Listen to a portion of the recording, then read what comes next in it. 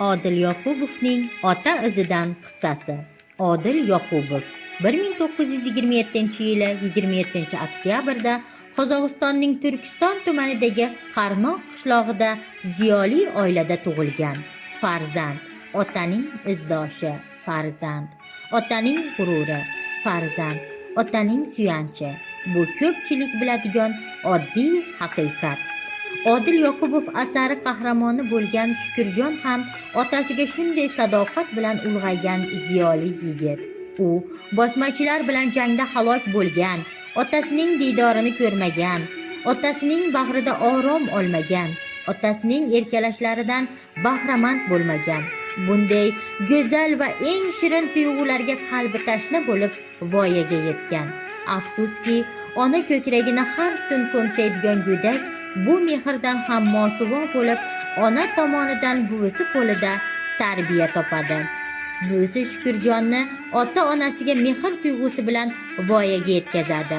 Unga har oqshom uyqu oldidan otasining qahramonligi haqida go'zal hikoyalar so'zlab beradi. Voyaga yetgan Shukurjon endi otasi ruhini shod qilish, uning pok nomini oqlashni o'zining farzandlik burchi deb biladi. Shunga ahd qiladi. Ammo bu yo'lda uning oldida bir qancha to'siqlar paydo bo'ladi.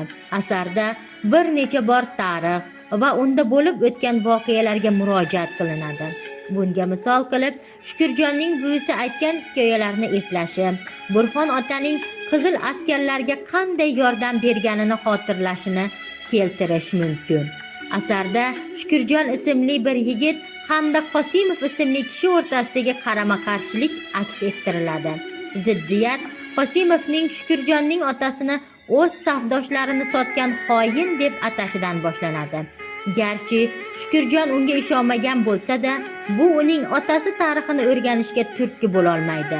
Oradan 4 yil o'tgach, taqdir ularni yana ro'baro qiladi.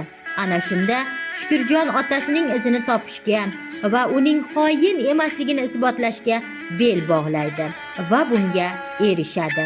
Yakunda o'sha xoin Shukurjonning otasi emas, Qosimovning o'zi bo'lib chiqadi. Ig'vogar esa bu qilmishi uchun malomatga qoladi.